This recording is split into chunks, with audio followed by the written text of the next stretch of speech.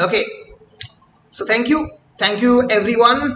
This is probably my 7th or 8th class on post-structuralism, and today I will talk about Derrida.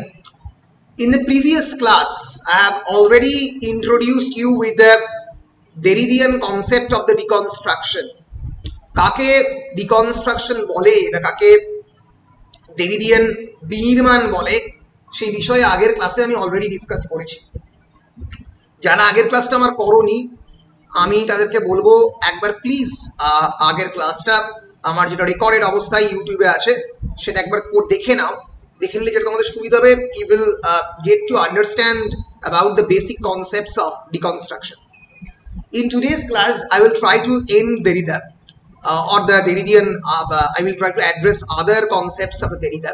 But before that, I will recapitulate a bit about the Derridian conception of deconstruction. সেটা নিয়ে অল্প একটু বলার চেষ্টা করে আমি Derridian অন্য কনসেপ্টগুলোতে চলে যাব। সো আগের দিনের ক্লাসে আমি যে জিনিসটা তোমাদেরকে বলার চেষ্টা করছিলাম সেটা হচ্ছে how language is essentially an unstable system. It is not essentially a very transparent, stable system. For example, please consider this sentence, this particular one sentence. তোমরা কি স্ক্রিনটা দেখতে পাচ্ছ? হ্যাঁ sir. Yes.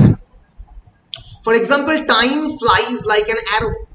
It's a very easy sentence, a noun, verb, followed by the adverbial clause. It means times passes very quickly, or times passed quickly.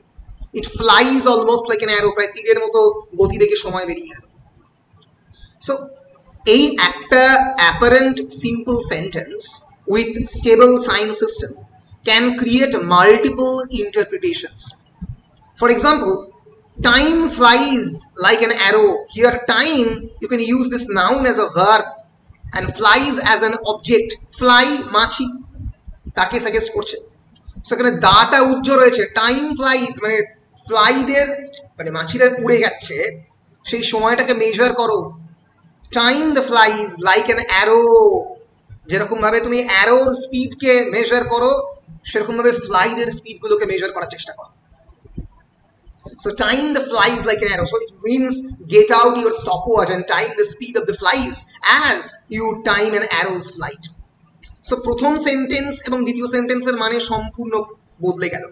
In the first sentence, it is suggested the constructor of the sentence suggests that time passes very quickly.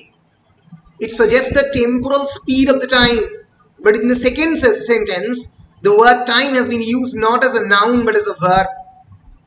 In the same way, you can completely change the meaning of this particular sentence into this one, where you will use time flies as a noun like fruit flies or like butterflies. Time flies. Time flies means it's a kind of noun. এক ধরনের মাছি. Time flies like an arrow. Like here is a verb. Like means fall in love, for example. They like an arrow. তারা তীরকে ভালোবাসে। So time flies are fond of the arrows. এর ফলে যেটা ঘটছে তোমরা দেখতে পাচ্ছ, Derrida বলার চেষ্টা করছে language is essentially an unstable system which creates many meanings. এই বহু ধরনের মানে থেকে এই স্লিপারি কোয়ালিটি অফ দ্য ল্যাঙ্গুয়েজকে রিভিল করা হচ্ছে। ইন দ্য সেম ওয়ে আমি আগের দিন দেখিয়েছিলাম president Reagan says the marines do not have to go to the El Salvador. কত রকম ভাবে তাকে বলা যেতে পারে। President Reagan says the Marines do not have to go to El Salvador, implying that Reagan is lying কারণ says এর উপরে emphasis রয়েছে। যদি আমি do not এর উপরে emphasize করি, President Reagan says Marines do not have to go to the El Salvador, তার মানে he is correcting a false rumor as if Reagan বলেনি এটা, কিন্তু কেউ একটা রিউমার চারিদিকে ছড়িয়ে ধরেছে, do not, তাকে যেতে হবে না। এরকম ভাবে বিভিন্ন ভাবে একটা সেন্টেন্সের একটা পার্টিকুলার পার্টস অফ স্পিচের উপরে এমফাসিসের উপরে সেন্টেন্সের মানে পাল্টে যেতে পারে। এইখান থেকে এই slippery quality of the language থেকে কিন্তু বার্থ অফ দ্য ডিকনস্ট্রাকশন হচ্ছে। সো আমি এখানেই যেটা বলার চেষ্টা করছিলাম সেটা হচ্ছে মানে আমাদের প্রত্যেক দিনের কেন language is essentially slippery, because the signifier is itself creating many signifieds. Signified means the concepts and signifier means the sound image. For example, the signifier is tree. Tree is a very simple signifier. Then the signified must be tree in our imagination that we can picture. But what do we understand by this imagined tree? Of what does our concept consist? Our concept of the tree consists of all the chains of the signifier. Signified tree যে signifier একটা বড় গাছ, সেটা অর্পিতের কাছে আলাদা, অনুকৃতির কাছে আলাদা, শতাব্দীর কাছে আলাদা, অপূর্বর কাছে আলাদা। So for example, in my own case, এটা লিখেছেন Lois Tyson, tree actually signifies shade, picnics, climbing, broken collarbone, গাছে উঠতে গিয়ে collarbone ভেঙে গেছে, কারোর কাছে হাইকিং, কারোর কাছে ভার্টিগো, টিতে উঠলে মাথা করে। সেরকম অর্পিতের কাছে ট্রি মানে তার ছোটবেলাকার খেলাধুলোর জায়গা হতে পারে, ট্রি মানে চড়ুইভাতি হতে পারে, পিকনিক হতে পারে, ট্রি মানে ট্রিতে ক্লাইম্বিং হতে পারে, আবার ট্রি মানে একটা ছোট্ট স্যাপলিং হতে পারে, সেটা শতাব্দীর কাছে নয়, অন্য কিছু। ফলে naturally that language is essentially an unstable and slippery system full of the slippery signifiers, এটাই এখানে বোঝাবার চেষ্টা করা হয়েছে। সো এই ডিকনস্ট্রাকশন যেটা করছে আমাদের র্যাডিক্যাল থিঙ্কিং এর দিকে নিয়ে যাচ্ছে এবং একটা বিভিন্ন ধরনের অল্টারনেটিভ মিনিং ক্রিয়েট করার চেষ্টা করছে। So deconstruction, what's the main purpose of the deconstruction? Deconstruction look at the sentence's ambiguities. Ambiguity means equivocation, almost like the witches in the Macbeth. Fair is foul and the foul is fair. A very equivocated, ambiguous sentence এর মানে কি কেউ জানে না। আমাদের প্রত্যেক দিনের জীবনের প্রত্যেকটা সেন্টেন্স হয়তো বিভিন্ন ক্ষেত্রেই অ্যাম্বিগুয়াস, আমরা সেটাকে সিম্পল, ইউনিফাইড, আনকমপ্লিকেটেড একটা মিনিং সিস্টেম দেওয়ার চেষ্টা করি, না দিলে আমাদের প্রত্যেক দিনের জীবন বেশি কমপ্লিকেটেড হয়ে পড়বে। তাই so deconstruction look at the sentence's ambiguities even when the sentence seems at first glance as clear and specific, because deconstruction is a process of critiquing the social as well as political and cultural institutions. তাকে critic করা, তাকে সমালোচনা করা, তাকে উল্টে দিয়ে পাল্টে দেওয়া, একটা স্ট্রাকচারকে ভেঙে আবার নতুন করে স্ট্রাকচার তৈরি করা, these are all the main objectives and the aims of deconstruction. এটাই ডিকনস্ট্রাকশনের বেসিক কাজ। Any given signifier can refer to any number of the signifieds at any given moment. Very important. একটা signifier can refer to many signifieds.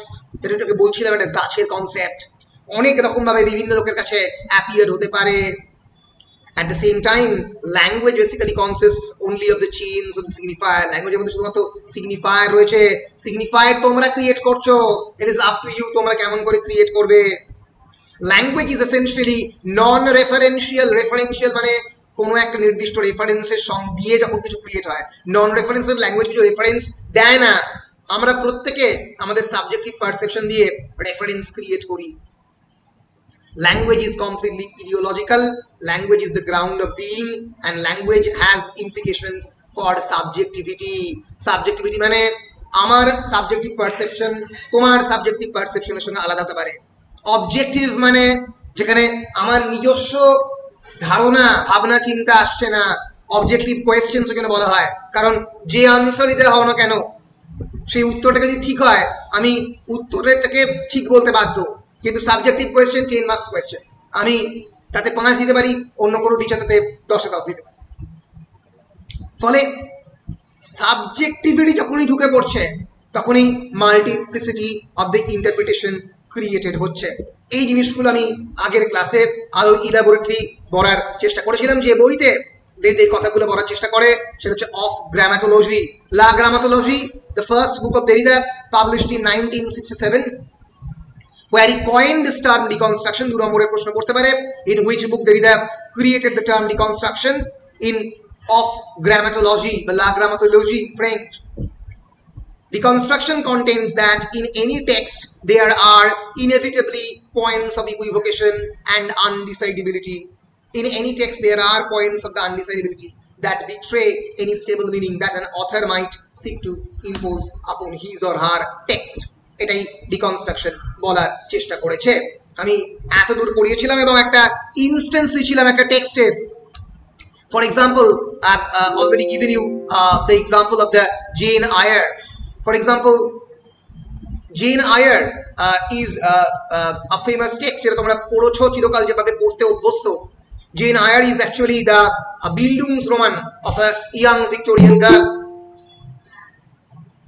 অনেকে চেষ্টা করছে, আমি দেখতে পাচ্ছিলাম না বলে, আমি সাউন্ড পাচ্ছিলাম না বলে অ্যাকচুয়ালি আমি জয়েন করাতে ভুলে গেছিলাম. বাকিদের বলো জয়েন করতে. হ্যাঁ, আমি কখন থেকে শুধু জয়েন মানে বসে আছি, আমি তো সাউন্ড পাচ্ছি না, বুঝতে পারিনি আর কি. ঠিক আছে ঠিক আছে ঠিক আছে ঠিক আছে, বাকিদের বলো একটু জয়েন করতে. আর যদি কেউ বাদ থাকে একটু গ্রুপে বলে দাও যে স্যার এখন জয়েন করাচ্ছে, কোনো অসুবিধা নেই. So deconstruction operates in this way. এভাবে ডিকনস্ট্রাকশন অপারেট করে, এই বিষয়টাই আমি আগের ক্লাসে বলার চেষ্টা করেছি. এই ক্লাসে আমি এগিয়ে যাচ্ছি কিছু আরো নতুন কনসেপ্ট ইন্ট্রোডিউস করবার দিকে. ঠিক আছে, বেশ. আর এক্সাম্পল দিয়ে চলে যাচ্ছি. For example, Jane Eyre. Jane Eyre is a stable Victorian narrative about the growth of a girl, young girl child called Jane Eyre. তার যে জীবনের বড় হয়ে ওঠার কাহিনী সেটা বলার চেষ্টা করছে Jane Eyre. Yeah. But যে মুহূর্তে the Jane Eyre is being read from a different perspective, a non-European or non-Eurocentric perspective, সেই মুহূর্তে পুরো বিষয়টা বদলে গেছে. নন ইউরোপিয়ান পার্সপেক্টিভ বলতে ফর এক্সাম্পল ওয়াইড সার্গাসো সিতে যেভাবে বলা হচ্ছে, যেভাবে একটা Bertha Mason is a black woman, is a Jamaican woman, is a Creole woman. He has been married by Mr. Rochester. এবং এই বার্থা ম্যাসনের যে কণ্ঠস্বর, তার যে মার্জিনালাইজ ভয়েস, সেটা কিন্তু আমরা জেন আয়ার জুড়ে দেখতে পাচ্ছি না. Constantly she is being marginalized as a mad woman in the attic. চিলে কোঠার উন্মাদিনী হিসেবে তাকে চিরকাল দেখানো হয়েছে সমস্ত গ্র্যান্ড ন্যারেটিভের মধ্যে. দেরিদা বলছেন যে ডিকনস্ট্রাক্ট দিস টেক্সট, সেই টেক্সটটাকে ডিকনস্ট্রাক্ট করো এবং রিকনস্ট্রাক্ট করো নিজের মতো, যাতে এই মার্জিনালাইজড ভয়েসগুলোকে শোনা যায়. Dalit voice, voices of the women, যেটা আমরা প্রত্যেক দিনের জীবনে শুনতে পাই না, বুঝতে পারি না, তাদেরকে আমরা ইনকর্পোরেট করি না. ডিকনস্ট্রাকশন পুরো টেক্সটটাকে ভেঙে আবার রিকনস্ট্রাক্ট করে. ফর এক্সাম্পল, যদি তোমরা ম্যাকবেথ টেক্সটটাকে ভাঙার চেষ্টা করো তাহলে বুঝতে পারবে যে the character of the lady Macbeth is not actually a villainous character.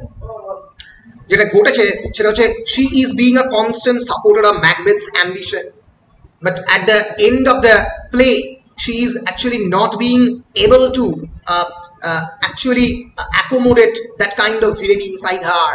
She can act 5 scene 1 sleep walking scene আমরা দেখতে পাচ্ছি she has been transformed into a mad woman. সে কিন্তু পারেনি তার স্যানিটিকে ধরে রাখতে অ্যাম্বিশনের জন্য. ম্যাকবেথ পেরেছে.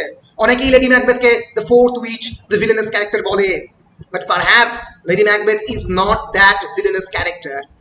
সে কিন্তু আলটিমেটলি নিজের ওম্যানহুডকে সেই ভিলেনির সঙ্গে মানিয়ে নিয়ে একটা প্যারালাল পারপাসে নিয়ে যেতে পারেনি, সে ব্যর্থ হয়েছে. So reconstruction always actually tries to find out all these moments of the undecidability inside the text. একটা টেক্সটের মধ্যে কত আনডিসাইডেবল পয়েন্ট আছে, কত অ্যাম্বিগুয়াস পয়েন্ট আছে, সেগুলো রিকনস্ট্রাকশন খুঁড়ে বার করার চেষ্টা করে, বিনির্মাণ করে এবং অবিনির্মাণ করে, আবার নতুন করে তৈরি করার চেষ্টা করে. এটাই হচ্ছে ডিকনস্ট্রাকশনের মেইন পারপাস. বলো, মোটামুটি ক্লিয়ার হচ্ছে সবার কাছে? বেশ. Moving on to the other concepts that দেরিদা introduces. এগুলো কিন্তু 5 নম্বরের প্রশ্নে পড়ার খুবই সম্ভাবনা. এরপরে 10 নম্বরের প্রশ্ন করতে পারে মেটাফিজিক্স অফ প্রেজেন্স এর কনসেপ্ট. যাই হোক, so Derrida said that our Western philosophy, Derrida was a philosopher. Remember, Derrida is a philosopher. Derrida is not a literary critic. He was a full-time philosopher. So Derrida said that our entire Western philosophy created basically a violent hierarchy of the binary opposites in the Western philosophy. What is hierarchy? As you all know, that hierarchy actually basically means a system where there is a kind of stratification there is something bigger and there is something smaller. For example, any kind of system actually based on hierarchy, college based on hierarchy, there is principal, there is vice principal, there is other teachers. It is basically a structure, right? And then there are non-teaching employees. I'm not creating a binary between the teaching and the non-teaching, but I'm saying that the hierarchy is operating here, and then ultimately there are the students. কিন্তু তোমাদেরকে এই হায়ারার্কিটাকে কিন্তু maintain করতে হয়। So দেরিদা বলল western ফিলোসফির মধ্যে একটা violent hierarchy কাজ করে ল্যাঙ্গুয়েজ সিস্টেমের মধ্যে। আমাদের প্রত্যেকদিনের জীবনে সেটা কাজ করতেই পারে যে কোনো স্ট্রাকচারে। ফর এক্সাম্পল, একটা অফিসে একটা ম্যানেজিং ডিরেক্টোরিয়াল পোস্ট থাকে, একটা চিফ এক্সিকিউটিভ অফিসার থাকে, other managerial post and officers থাকে, then there are clerks and fourth grade employees. কিন্তু ল্যাঙ্গুয়েজের মধ্যে যদি এই হায়ারার্কি ক্রিয়েটেড হয়, তাহলে আমাদের প্রত্যেক দিনের কনসেপ্টে এর ফলে যেটা ঘটে সেটা আমরা কোনো কোনো জিনিসকে ভ্যালোরাইজ করি, কোনো কোনো জিনিসের প্রশংসা করি, কোনো কোনো জিনিসকে মার্জিনালাইজ করি।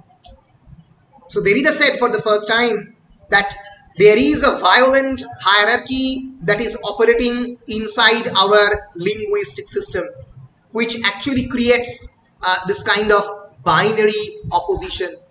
And this kind of hierarchy has actually its beginning in the philosophy and in the theological literature. ধর্মীয় সাহিত্য তত্ত্বে, বাইবেলে, বেদে, বেদান্তে, বেদ বা বেদান্তের কথা দেরিদা ন্যাচারালি বলেনি, আমি বলছি, কারণ যে কোনো রিলিজিয়াস টেক্সটের মধ্যেই এই ভায়োলেন্ট হায়ারার্কি অপারেট করে। For example, words like good and evil, যদি তোমাকে বলা হয় গুড অ্যান্ড ইভিলের মধ্যে একটা বাচ্চা ছেলে বা মেয়েকে তুমি কোনটাকে চুজ করবে, তুমি ন্যাচারালি গুডকে চুজ করবে। কারণ আমাদেরকে ছোটবেলা থেকে এমনভাবেই বোঝানো হয় যে good always will dominate, good is always better than evil. এভাবেই কনসেপ্টটাকে রিপ্রেজেন্ট করা হয় আমাদের কাছে। ইভিলকে চিরকাল খারাপ ভাবে দেখানো হয়, but evil is very fascinating, evil is very attractive, and even evil is multi dimensional. কোনো লোককে খারাপ করলে সে কিভাবে খারাপ হয়, আর ভালো বা খারাপের মধ্যে আমরা কিভাবে ব্যবধানটা করি, এটা একটা অত্যন্ত মনোলিথিক এবং নন ডাইমেনশনাল একটা কনসেপ্ট আমরা এভাবে তৈরি করি, কিন্তু আসলে এটা নয়। এটা কিন্তু একটা মাল্টি ডাইমেনশনাল কনসেপ্ট। আমরা এ ভালো এ খারাপ এরকম তৈরি করি। মাইন্ড অ্যান্ড বডি, আমরা বারবারই বলি যে আগেকার দিনের অ্যাক্ট্রেসরা বা আগেকার দিনের অ্যাক্টররা নাকি অনেক বেটার অ্যাক্টর ছিল। কারণ কেন? কারণ আগেকার দিনের নায়িকারা নাকি খুব বেশি পরিমাণে দেহ দেখাতো না। এখনকার দিনের নায়িকারা খুব বেশি পরিমাণে দে ডিসপ্লে দেয়ার বডিজ। আমার একটা সিম্পল প্রশ্ন, যে মন দেখাবার আশ্চর্য ক্ষমতা কি পৃথিবীর কোনো কালে কোনো জায়গাতে এটা সম্ভব যে মানুষের মন একজন অ্যাক্টর বা অ্যাক্ট্রেস সিনেমার ডিসপ্লে বোর্ডের মধ্যে দেখাতে পারবে? মমতাজ বা সুচিত্রা সেন তারা দেহ দেখাতো না, কি করতো? মন দেখাতো, মানে ক্যামেরা মনের মধ্যে ঢুকে পড়তো। এটা কি কোনোদিন সম্ভব? কোনোদিনই সম্ভব নয়। এটা হতে পারে কিছু specific parts of the body তারা দেখাতো না, এখন হয়তো কিছু specific parts of the body display করা হয়, কিন্তু মন কোনোদিন দেখাতো না কেউ। ফলে এই যে আমাদের সাইকির মধ্যে আমরা ক্রিয়েট করেছি mind and the body binary, আমরা অলওয়েজ মাইন্ডকে প্রেফারেন্স দিই রাদার দ্যান দ্য বডি। কিন্তু আমাদের বুঝতে হবে এই যে আমাদের মন, এই উদাস পাগল মন, এই মন কিন্তু বেসিক্যালি অনেকাংশেই একটা তড়িৎ চুম্বকীয় বিক্রিয়া, almost chemical wavelength, chemical soup. আমাদের বডির যে hormone, various kind of neurotransmitters, brain, human brain, neurons and others, they are contributing a great deal in creating that mind, the so-called mind. Our consciousness is basically a kind of chemical soup, we can tell Phoenicians. ফলে আমরা কি ভাগটা করতে পারি এইটা mind এইটা body? যে মুহূর্তে তোমার হাতটাকে আমি কেটে নেব তোমার দেহ থেকে, তোমার কি মনের মধ্যে কোনো বিক্রিয়া পড়বে না? প্রতিক্রিয়া পড়বে না? অবশ্যই পড়বে, because our body influences our consciousness, it creates our consciousness. কিন্তু আমরা প্রত্যেক দিনের জীবনে আমরা বলবো দেহ আর মন, মন আর দেহ। দেহ দেখাবার ক্ষমতা এখনকার নায়িকাদের রয়েছে এবং মন দেখাবার ক্ষমতা 60-এর দশকের নায়িকাদের নাকি ছিল, যেটা আমাদের প্রত্যেক দিনের খবরের কাগজে লেখালেখি হবে এবং তোমরা সেটাকে মেনে নেবে। এই যে তোমাদের মেনে নেওয়াটা, দেরিদা এই মেনে নেওয়াটাকে প্রশ্ন করছেন। দেরিদা বলছেন এই আইডিয়াগুলোকে ডিকনস্ট্রাক্ট করো, deconstruct all forms of binary অপোজিশনস that has been created inside your mind through generations. প্রজন্মের পরে প্রজন্ম এই আইডিয়াগুলোকে তোমার মাথার মধ্যে ঢুকিয়েছে, সেগুলোকে ডিকনস্ট্রাক্ট করো।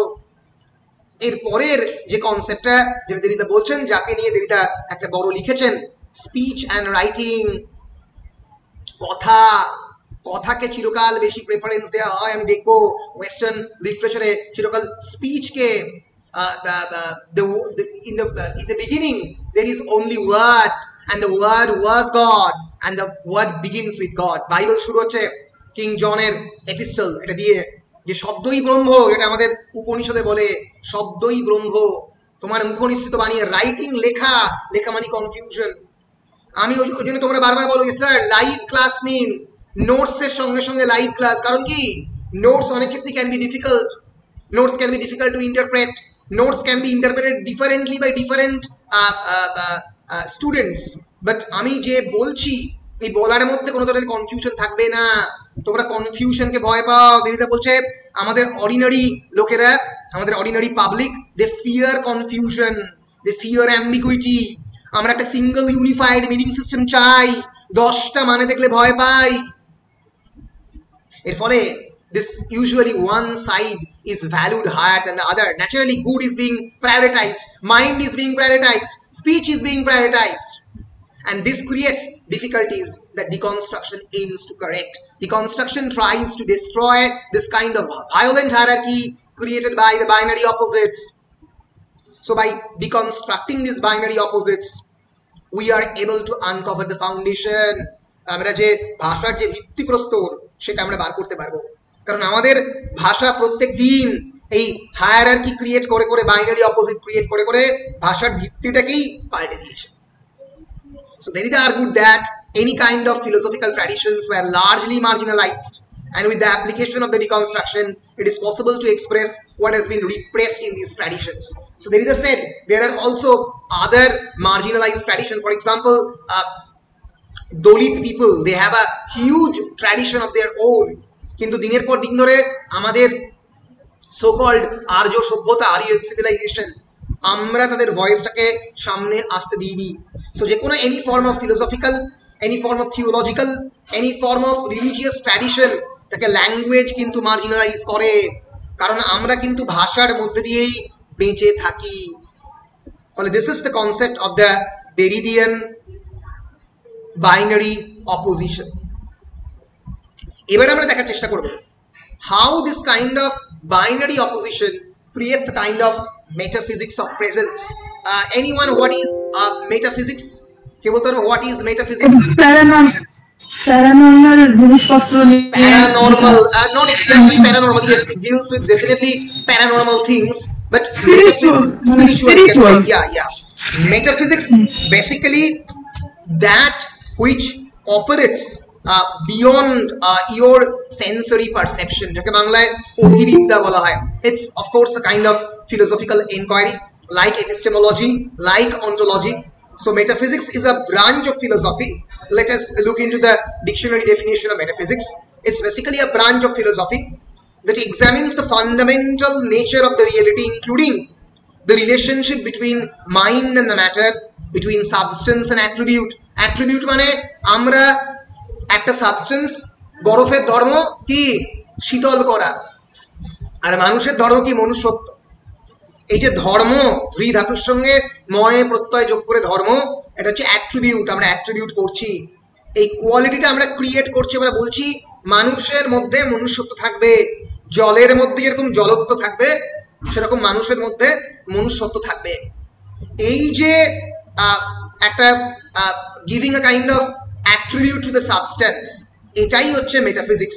The word metaphysics comes from the two Greek words together, literally meaned after or behind, among, and it has been suggested that the term might have been coined by the 1st century CE, the editor who assembled various small selections of Aristotle's works beyond physics, beyond our physical atmosphere. তাকে metaphysics বলে।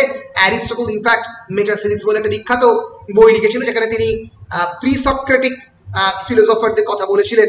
It's basically a history of the Western philosophy before Aristotle. So metaphysics actually seeks to answer abstract questions like what is there, what is it like, কি রয়েছে, আমাদের কোন কোন জিনিস কোন কোন কম্পোনেন্ট আমাদেরকে মানুষ তৈরি করেছে, কিভাবে এই পৃথিবী তৈরি হয়েছে, what are the fundamental concepts of this আর্থ। এটা যখন আমরা ফিলোসফিক্যালি দেখার চেষ্টা করি, দ্যাট ইজ মেটাফিজিক্স।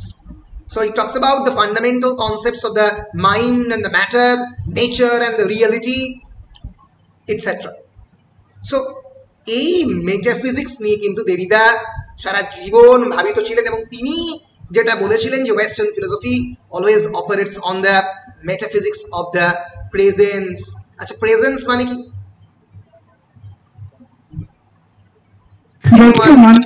মানে না না মানে বর্তমানে, সরি, জীবিত জীবিত যেটা জীবিত, যেটা বর্তমান, যেটা যেটা কথা বলছে আমার মতো। বলো অর্পিতা। প্রেজেন্স মানে তো উপস্থিতি না? প্রেজেন্স মানে উপস্থিতি, অবশ্যই বলতে পারো। প্রেজেন্স মানে উপস্থিতি, প্রেজেন্স মানে জীবিত, সব কটাই হবে।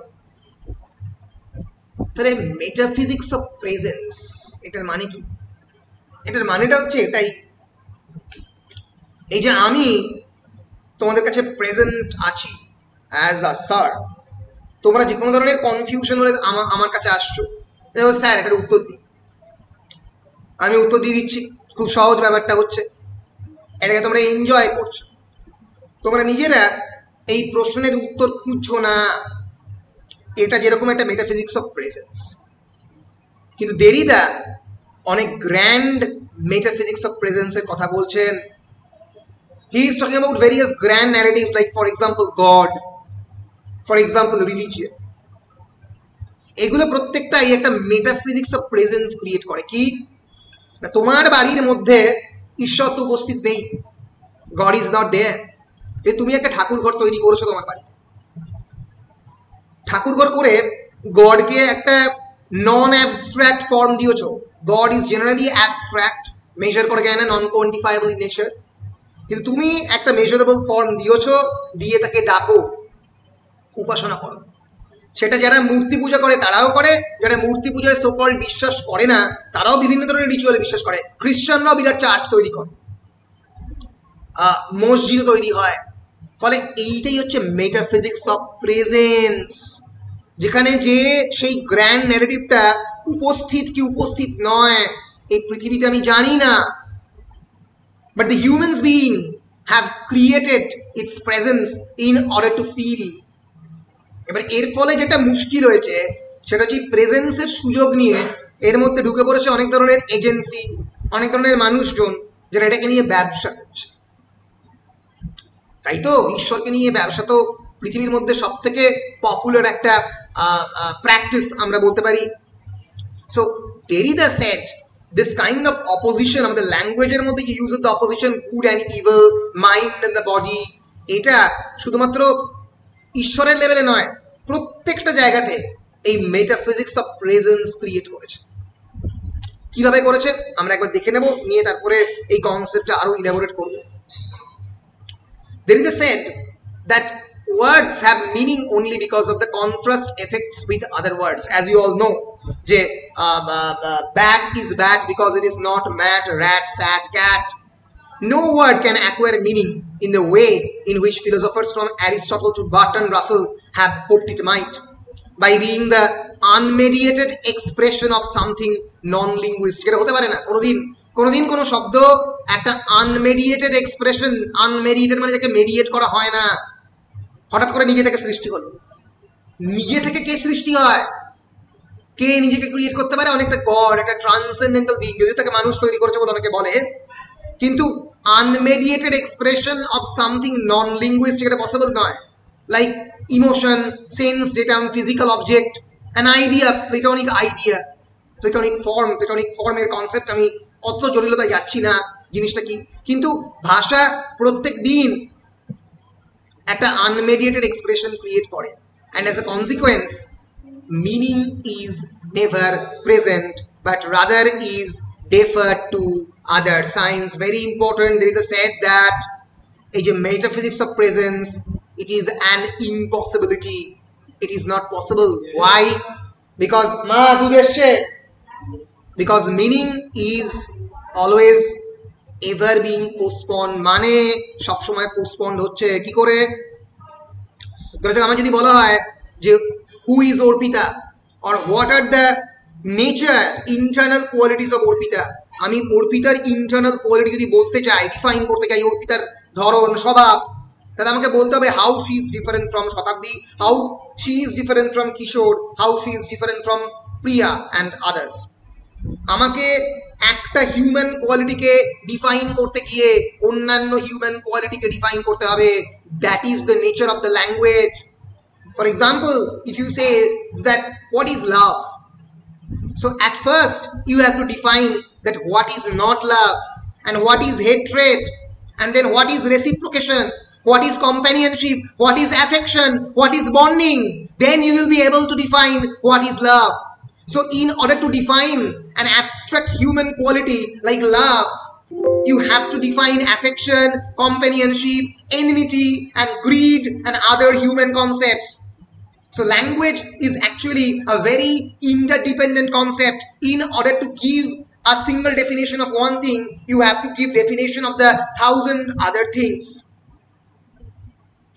And in this way, there is a said that language is essentially a deferred system. মনে থাকবে DEFERRED, যেখান থেকে ডেফারস বা ডিফারস শব্দটা আসবে। Meaning is never present. কি বলছো? ওটা জিজ্ঞাসা করছিলাম মানেটা কি, কোনটা মানেটা? ডেফার মানে? ডেফার মানে, হ্যাঁ, ডেফার মানে পোস্টপনমেন্ট, POSTPONEMENT, দেরি করে সরিয়ে দেওয়া। ডেফার মানে তুমি তোমার কাজটাকে ডেফার করছো, দেরি করছো, পোস্টপন করছো, মানেটাও কিন্তু পোস্টপন হচ্ছে। কাজকে পোস্টপন করে বুঝতে পারছো, কিন্তু মানেটা কি? দিদিতে বলছেন মানে বলে কিছু হয় না। Meaning is never present, meaning is always defer to the other science. অন্যান্য চিহ্নে মানেগুলো চলে যাচ্ছে। এটাকে বললাম লাভকে ডিফাইন করতে গিয়ে হেট্রেড, কম্প্যানিয়নশিপ, অ্যাফেকশন এগুলোকে আগে বলতে হবে। ফলে the idea of the love is always being deferred. এর ফলেই এই মেটাফিজিক্স অফ প্রেজেন্সকে দেরিদা এনকাউন্টার করছেন, বলছেন প্রেজেন্স বলে কিছু হয় না, পুরোটাই absence, ABSENC. So Derrida refers to in this way a belief that there is a self-sufficient, non-deferred meaning as metaphysics of presence. That Derrida metaphysics of presence কাকে বলছেন? A self-sufficient, non-deferred meaning, এমন একটা জিনিস যেটা নিজেই নিজেকে signify করে, অটোটেলিক, self sufficient. কে করতে পারে? হয়তো গড করতে পারে, হয়তো অন্যান্য গ্র্যান্ড ন্যারেটিভ করতে পারে লাইক রিলিজিয়ান। এইটার বিপক্ষেই দেরিদার যুদ্ধ। দেরিদা বলছেন সেলফ সাফিসিয়েন্ট, নন ডেফার্ড মিনিং সিস্টেম বলে কিছু হয় না। Derrida is denying the metaphysics of presence. So metaphysics of presence as a concept then must be understood in the context of its opposites like speech and writing. Normal and abnormal আমরা প্রত্যেক দিনের লাইফে create করি, কোনটা normal কোনটা abnormal. এই she is abnormal, কিন্তু আমরা জানি না যে কোনটা নরমাল। নরমাল আমরা তো ডিফাইন করছি নরমাল, ফলে সেই ডেফিনেশনটা ঠিক না ভুল আমরা জানি না। স্পিচ অ্যান্ড রাইটিং, এই যে কনস্ট্যান্ট অপোজিট, এই অপোজিটের মধ্যে দিয়ে meaning system is complete, is always being deferred. এবার এই যে এই ডেফার্ড মিনিং সিস্টেমের মধ্যে একটা প্রেজেন্স খোঁজার যে ইচ্ছা, তোমরা সবসময় বিইংকে প্রেফার করবে, নর্মালকে প্রেফার করবে, স্পিচকে প্রেফার করবে rather than nothingness, abnormality and writing. এটাকেই দেরিদা বলছেন মেটাফিজিক্স অফ প্রেজেন্স। মেটাফিজিক্স মানে it's a branch of the philosophy that which deals with theological questions, which deals with questions beyond your physical reality, and presence মানে তোমার প্রত্যেক দিনের এই প্রেজেন্সের পিছনে যে মানে তোমাদের একটা উপস্থিতির প্রতি যে আকৃষ্টতা, সেইটাকে দেরিদা ডিনাই করার চেষ্টা করছেন। বুঝতে পেরেছো? সো এই যে চার্ট তোমরা দেখতে পাচ্ছ, হাই এন্ড দ্য লো, তোমরা হাইকে প্রেফার করবে always. True and the false, কোনটা ট্রুথ, সত্যি বলে সত্যি তো কিছু নেই। দেরিদা বলছেন যেখানে it's always a free floating signifiers. Where is truth? আমরা পরে মিশেল ফুকো যখন পড়বো আমরা দেখবো যে সত্যি আমাদের এই পৃথিবীতে সত্য বলে কিছু এক্সিস্ট করে না। রাইট এন্ড দ্য লেফট, কোনটা রাইট কোনটা লেফট, জাঁ বদ্রিয়া যখন হাইপার রিয়েলিটির কনসেপশন বলছেন তখন উনি বলছেন যে what is truth we really don't no. একটা as an example he gives us the example of the Disneyland, DISNEYLAND। তোমরা কি ডিজনিল্যান্ড দেখেছো? কেউ ডিজনিল্যান্ড দেখেছো? হ্যাঁ স্যার দেখেছি। দেখেছো? কার্টুন ফিল্মের আগে দেখায়। কি বলছো আরেকবার বলো? কোন কার্টুন ফিল্মের আগে দেখায় ওটা ডিজনিল্যান্ড। রাইট। তোমরা রামোজি ফিল্ম সিটি দেখেছো? অনেকেই নাম শুনেছো বা দেখেছো তাই তো নাকি? বিরাট বড় একটা ফিল্মের সেট যেখানে হায়দ্রাবাদের একটা বড় অংশ জুড়ে সেই ফিল্মের সেট হচ্ছে। This is Disneyland, an imaginary set যেখানে ডোনাল্ড ডাক, মিকি মাউস। এবার এই যে কনসেপ্টটা এটা কি সিগনিফাই না সিগনিফাই? ডোনাল্ড ডাক, মিকি মাউস এটা সিগনিফাই না সিগনিফাইড? এটা কি আদৌ এক্সিস্ট করে নাকি করে না? এটা কি ফ্যান্টাস্টিক? এক্সিস্ট করে না, করে এটা করে না করে না স্যার এক্সিস্ট করে করে করে বলছো করে আবার করে না, কারণ রিয়েল লাইফে এর কোনো সিগনিফাইড নেই, মানুষের মনে এর সিগনিফাইড রয়েছে। স্যার কিন্তু ওরা যে হ্যাঁ বলো বলো। স্যার কিন্তু ওরা যে বিভিন্ন ঘটনা দেখায় তার সাথে সমাজের বিভিন্ন ঘটনার মিল পাওয়া গেলে সেটা অ্যাবসলিউটলি তুমি আর্গুমেন্ট তো করতেই পারো যে যে ধরনের ক্ষমতা করে ঘটনা দেখানো হয় তার সঙ্গে সমাজের বিভিন্ন ঘটনা তুমি রিলেট করতে পারো অ্যাবসলিউটলি। এখান থেকে ওরা বলবে যে অবশ্যই এর এক্সিস্টেন্স রয়েছে, কিন্তু অনেকে বলবে যে ফর এক্সাম্পল ব্যাটম্যান বা সুপারম্যান এর তো কোনো এক্সিস্টেন্স নেই, এদেরকে আমরা দেখতে পাচ্ছি যে স্ক্রিনের পর্দায় ক্রিপ্টন গ্রহের মানুষ সুপারম্যান, কিন্তু আমাদের এই পৃথিবীতে এই যুদ্ধ বিধ্বস্ত পৃথিবীতে যখন গালফ ওয়ার হলো, যখন আমেরিকা আক্রমণ করলো ইরাককে, যখন ইরাককে ছিন্ন ভিন্ন করে দিল, তখন তো কোনো আয়রন ম্যান এসে বা সুপারম্যান এসে ইরাককে বাঁচায়নি কেউ। ফলে এই যে জাস্টিস লিগ জ্যাক স্নাইডার কয়েকদিন আগে রিলিজ করলো তার director scarf of the justice league, 4 ঘন্টার সিনেমা প্রায়, দেখতে দেখতে মাথা খারাপ হয়ে গেল, এত অ্যালিউশন এত থিম। কিন্তু আমাদের রিয়েল লাইফে কি জাস্টিস হয়? এই যে সিরিয়ার যুদ্ধ, প্রত্যেক দিনের এত বাচ্চা বাচ্চা ছেলে তাদের শৈশব কেড়ে নেওয়া হচ্ছে, কৈশোর কেড়ে নেওয়া হচ্ছে তাদের হাত থেকে, কোনো সুপারম্যান কোনো ব্যাটম্যান কোনো স্পাইডারম্যান কি বাঁচাতে পারছে না তো। ফলে এই প্রশ্নটা তো অনেকেই তুলবে যে এটা একটা essentially fantastic creation, essentially it's a creation by the imperialist themselves. এই যে এলিয়েনরা বারবার এসে চিরকালে আমেরিকাকেই আক্রমণ করে সিনেমাতে, অন্যান্য কোনো এশিয়ান কান্ট্রিকে তো আক্রমণ করে না। গডজিলা এসে বা কিংকং এসে আইদার জাপান বা আমেরিকাতে গিয়ে আক্রমণ করে কেন? ওয়াই? কারণ আমেরিকার মধ্যে হয়তো মনের মধ্যে এই যে ফিয়ার অফ দ্য ইম্পেরিয়ালিজম, যে আমাদেরকে কেউ কলোনাইজ করবে না, আমরা সবাইকে কলোনাইজ করবো, এই যে অ্যাংজাইটি এটা দেখা যায় সিনেমার মধ্যে। অনেকে ফলে বলতে পারে যে এইগুলোর সত্যি আলাদা কোনো সিগনিফিকেন্স নেই, এরকম প্রশ্ন অনেকে তুলতে পারে। ফলে এই যে আমাদের চারপাশের পৃথিবী, is it true or false, we really don't know, আমরা জানি না সত্যি। ফলে এই যে this is the violent hierarchy created by the metaphysics of presence. High and low, true and false, right and left, west and east. West মানেই rationality, west মানেই বিজ্ঞান, সায়েন্টিফিক ইনভেনশনস। ইস্ট মানেই ভারতবর্ষ, মানেই যে সেই সমস্ত মানুষজন যারা ম্যাজিশিয়ানস, যারা আকাশের মধ্যে উঠে গিয়ে প্রাণায়াম করছে, এটা একটা বড় সময় জুড়ে ইস্টের আইডিয়াই সেটা ছিল। মেল অ্যান্ড ফিমেল অলওয়েজ মেলকে প্রেফারেন্স দেয়া, মাইন্ড অ্যান্ড বডি অলওয়েজ মাইন্ডকে প্রেফারেন্স দেয়া, ইনসাইড অ্যান্ড আউটসাইড ইনসাইডকে প্রেফারেন্স দেয়া rather than outside. You are an outsider, positive and negative, পজিটিভিটিকে প্রেফারেন্স দেওয়া। এরপরে দিদিদা বলছেন this is the horror of the indeterminacy. আমরা এই ডিটারমিনেশনের খেলা খেলতে গেছি, but it created an horror of the indeterminacy. আমরা জানি না যে আসলে কোনটা সত্যি কোনটা নয়। So Derrida tries to celebrate this kind of undecidability, this kind of indeterminacy throughout his texts. বুঝতে পারছো? বলো বুঝতে পারছো কিনা? হ্যাঁ স্যার বুঝলাম, কিন্তু এটার সাথে ওই যে আমরা বলো এটার সাথে স্যার ওই যে আমরা কোনো কোশ্চেন না পেলে আপনাকে আনসার জিজ্ঞাসা করি, আমরা নিজে না খুঁজে, তার সাথে এটা কি করে সম্পর্ক হ্যাঁ হচ্ছে? সেটা আসছি, সেটা আমি আগে বলে দিলাম, কারণ আগে না বললে তোমরা এই জিনিসটা ধরতে পারবে না। এখন আমি আসছি, মানে আমি ওটা পরে আসছি, ওটা পরে ধরছি ব্যাপারটাকে। না মানে একটা গল্প বলতে হবে এটার জন্য, না গল্প বললে ধরতে পারবে না। ওটা আগেই বলে দিলাম, কারণ মানে সহজ জিনিসটা ধরিয়ে দিলাম, না হলে পরে ধরতে পারবে না। ধরাচ্ছি, আস্তে আস্তে আসছি।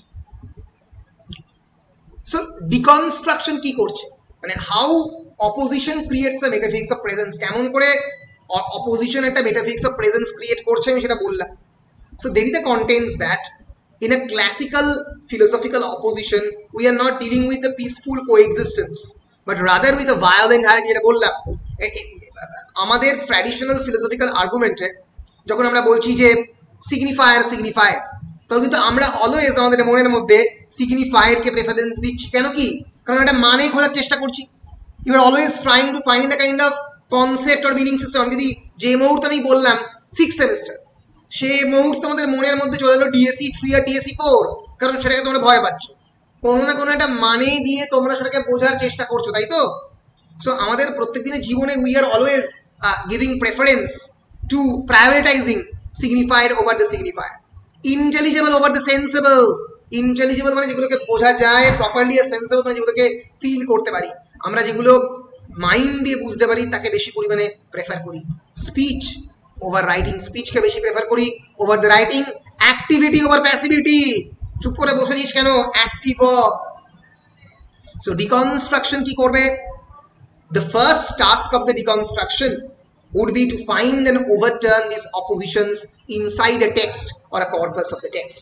যদি কোনো টেক্সটের মধ্যে এই জিনিসটা লুকিয়ে থাকে, যেটা থাকে সবসময়, আমি এর আগে এক্সাম্পল দিচ্ছি যে নায়ারের মধ্যে Eurocentrism and that of the black people, এইটার বাইনারি সবসময় ক্রিয়েট করা হয়েছে। ফর এক্সাম্পল দ্রৌপদী, তোমরা মহাশ্বেতা দ্রৌপদী পড়েছো, সেখানে Draupadi Mahajan is a non Aryan woman এবং একজন আর্য নারী দ্রৌপদী, তার মধ্যে একটা বাইনারি ক্রিয়েট করেছো তো।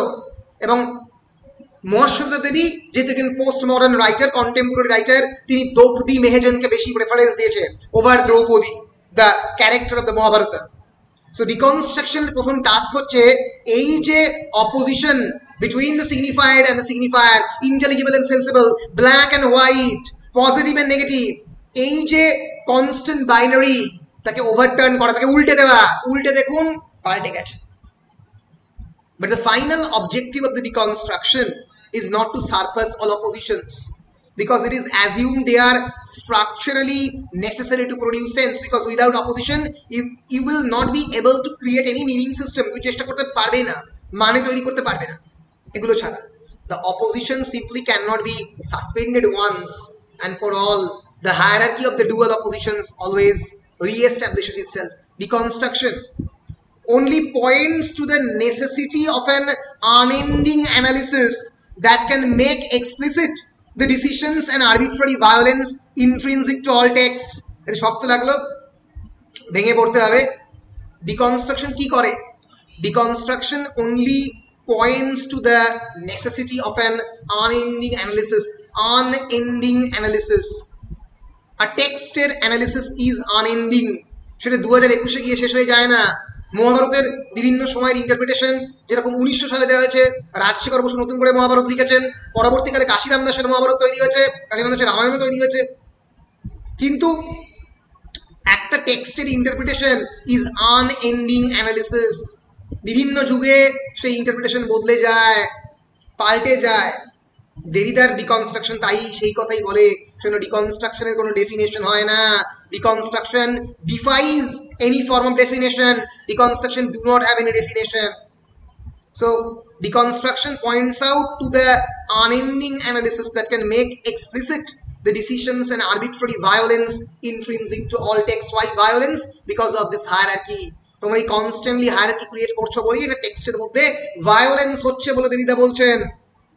Text always creates a kind of violent hierarchy. আমি দেরিদা গ্রাফিক গাইড থেকে এই ছবিটা নিয়েছি, এটা দেখাবার জন্য যে কেমন করে ওয়েস্টার্ন সিভিলাইজেশন চিরকাল বাইনারিকে প্রিভিলেজ করে। ফর এক্সাম্পল, কেউ এটা আসছে, দাঁড়াও,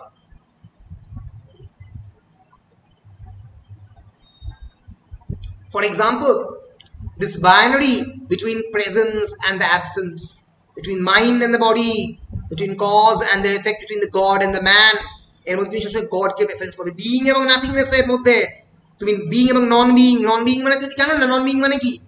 তুমি তো কোনোদিন মৃত্যুর পরে যাওনি, তুমি তো কোনোদিন হেঁটে যাওনি সেই ছায়াপথ ধরে, ফলে you don't know what really resides behind the corridors after the death. Death actually means termination of all biological functions, and your knowledge do not go beyond that biological functions. So you will always essentially prefer being.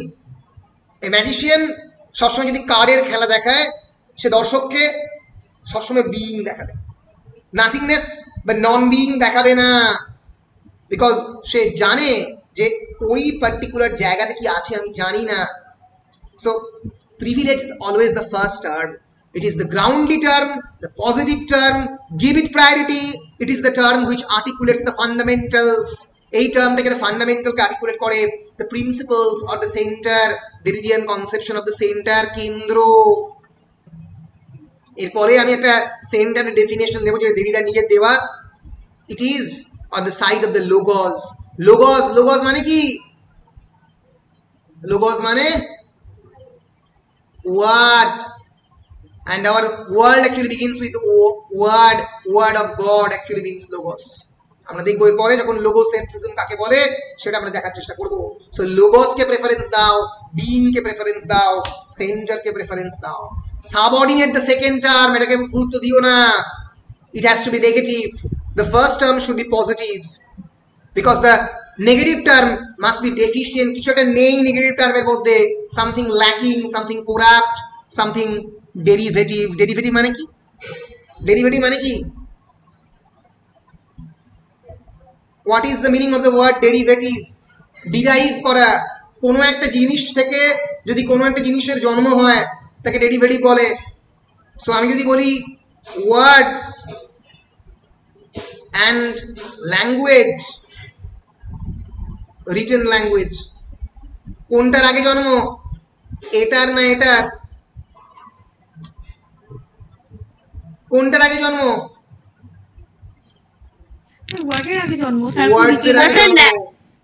শব্দের আগে জন্ম, পরে এসছে grammar, পরে এসছে language, পরে এসছে লেখা, আগে শব্দের জন্ম।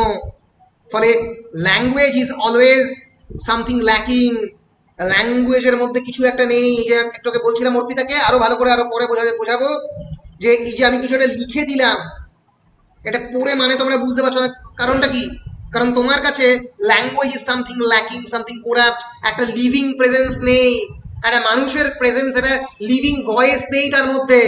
সেজন্য ল্যাঙ্গুয়েজকে মানুষ চিরকাল ডেরিভেটিভ বলে ভেবে এসছে। এই লোগোসেন্ট্রিজমের কনসেপ্ট যখন বোঝাবো আর খানিকক্ষণ বাদেই বা কালকের ক্লাসে, তখনই আমি এই কনসেপ্টটা আরো ইলাবোরেট করে আলোচনা করব। আপাতত জেনে রাখো এই যে বাইনারি অপোজিশন সেটা হচ্ছে কিভাবে না, কোনো একটা টার্মকে পজিটিভ বলে আর একটা term lacking, corrupt, derivative. So প্রথম টার্মটার শত্রু হচ্ছে দ্বিতীয় টার্মটা। It is its enemy or it dilutes the truth of truth, accentuates it and breaks it out. এইটা অনেক সময় এই নন বিইং কে ধরে খেয়ে ফেলতে চায়। অনেক সময় ল্যাঙ্গুয়েজ ওয়ার্ডস কে হারিয়ে দেয়। এর ফলে এই দ্বিতীয় জিনিসটাকে খুব ভীষণভাবে ভয় পায় ওয়েস্টার্ন ফিলোসফি বা western civilisation.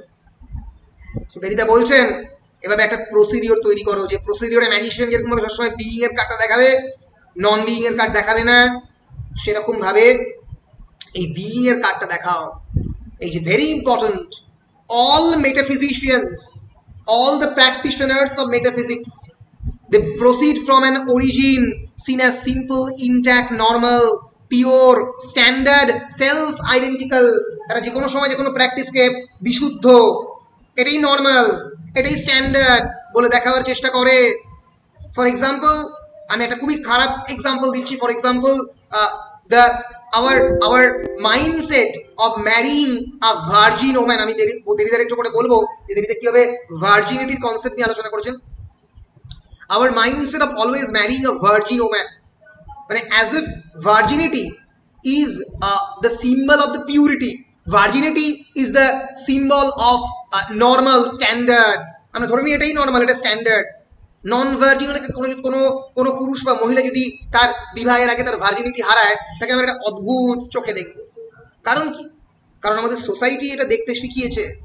That is the practice our society has established, the metaphysics has established.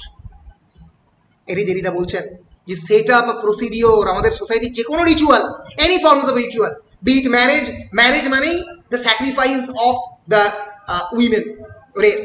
Marriage means যে প্রত্যেক দিন একটা মা যদি সে প্রফেশনাল মাদারও হয়, তাকে ডোমেস্টিক সমস্ত অ্যাক্টিভিটি করে অফিসে যেতে হবে, একজন মেল পার্টনারকে কিন্তু যেতে হবে না। কারণ কি? কারণ এই পেট্রিয়ার্কাল সোসাইটি তোমাকে দেখিয়ে দিয়েছে, তোমার মনের মধ্যে এস্টাবলিশ করেছে যে এটাই নর্মাল, এটাই পিওর, এটাই স্ট্যান্ডার্ড, এটাই সেলফ আইডেন্টিক্যাল। সেজন্য তোমরা কোনো ধরনের প্রশ্ন না করে এটাকে মেনে নিতে বাধ্য। কালকে যদি সকালবেলা তোমার বাবা ঘরের মধ্যে ঢুকে রান্না করে অফিস যায়, তোমরা ভাববে কি আবার কথাবার্তা, কি বলছেন স্যার, পাগল হয়ে গেছেন নাকি? কারণ কি? কারণ সোসাইটি তোমাকে এটাকে নর্মাল, এটাকে পিওর, এটাকে স্ট্যান্ডার্ড বলে দেখতে সাহায্য করেছে। So what is the main purpose of the metaphysician? To treat then of the accidents, derivation, compilation, deterioration, hence good before the evil. এর ফলে সোসাইটি যে কোনো ধরনের অ্যাক্সিডেন্ট হতে পারে। একদিন বাবা হয়তো রান্না করে অফিস গেল কারণ মায়ের পা ভেঙে গেছে, সেটা অ্যাক্সিডেন্ট। একদিন হয়তো আমার মনে হতে পারে যে স্যারের লেখার নোটসটা স্যারের বলার থেকে বেটার হচ্ছে, কারণ নোটস তো ডেরিভেশন, বলা তো আসল। সো ডিটোরিয়েশন, কম্পাইলেশন, এগুলোকে তোমরা চিরকাল ভাবে প্রেফার করেছো। And hence good before the evil, positive before the negative, pure before the impure. এই পিওর ইমপিওর কোনটা বিশুদ্ধ কোনটা বিশুদ্ধ নয় তোমরা ঠিক করেছো, মানে সোসাইটি ঠিক করেছে। Simple before the complex, etcetera. This is not just one metaphysical gesture among the others, it is the metaphysical exigency. যেটা বলছেন এটাই হচ্ছে metaphysical procedure, the most constant, profound and potent procedure. Magician যেরকম ভাবে কার্ডের যে অংশটা দেখাবেন বলে ঠিক করে, যেটা দেখাবেন না সেটা দেখান না স্টিকের মধ্যে, সেরকম সোসাইটি এরকম ভাবে পিওর, ইমপিওর, স্ট্যান্ডার্ড, নন স্ট্যান্ডার্ড এইটা ক্রিয়েট করার চেষ্টা করে। সো দেরিদার ডিকনস্ট্রাকশন যেটা বলার চেষ্টা করছে সেটা কি?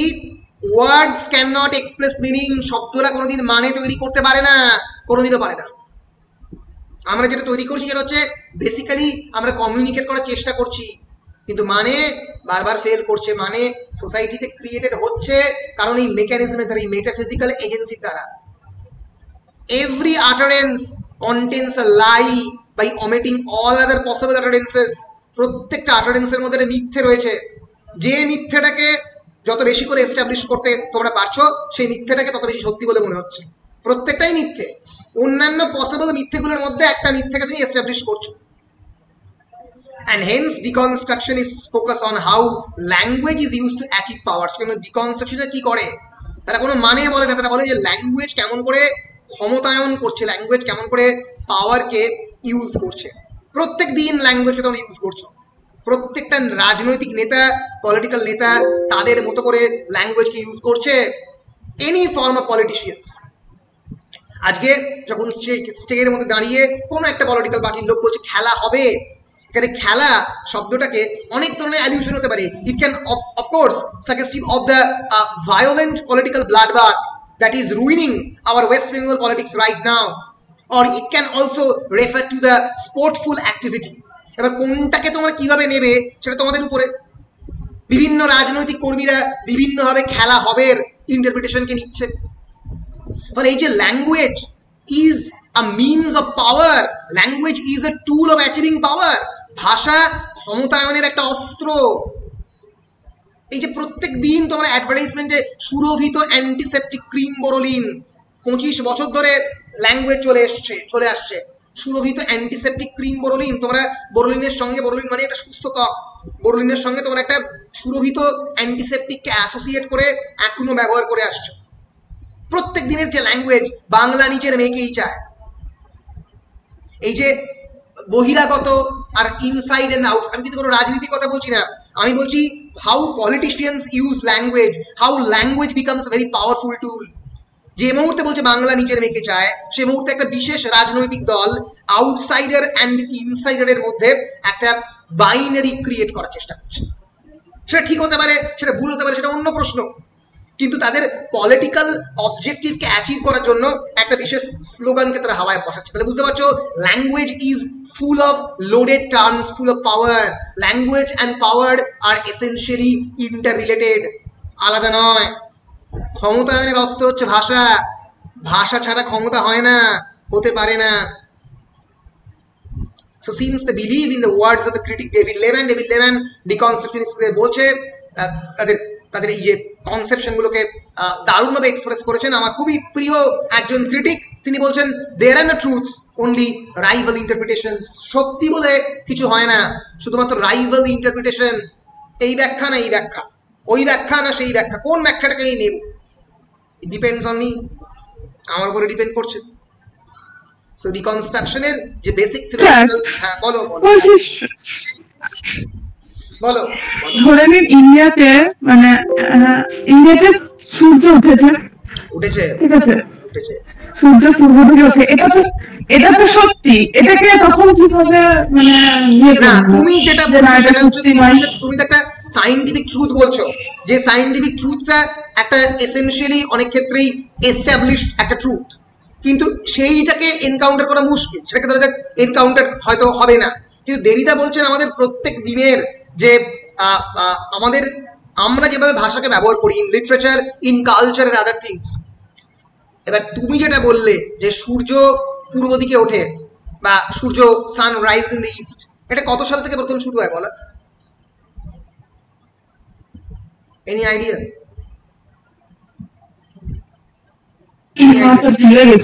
কোপার্নিকিয়ান রেভলিউশনের সময়, তখন কোপার্নিকাস প্রথম বলে যে সূর্য পৃথিবীর চারিদিকে ঘুরছে, পৃথিবী সূর্যের চারিদিকে ঘুরছে।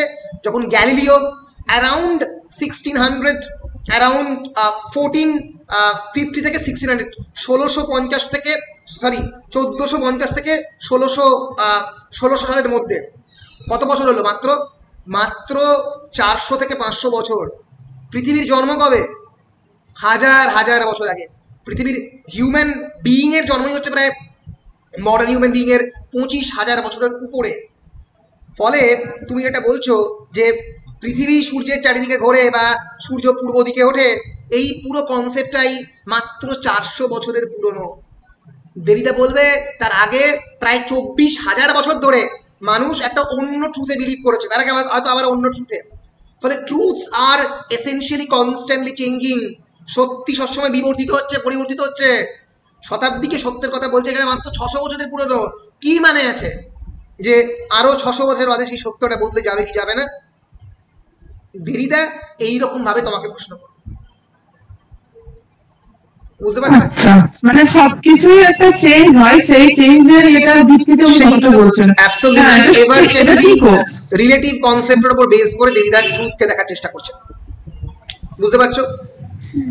যেহেতু দেরিদার যে philosophical principle is based on the assertion that texts outlive their authors, যে কোনো টেক্সট তার অথরকে ছাড়িয়ে যায়।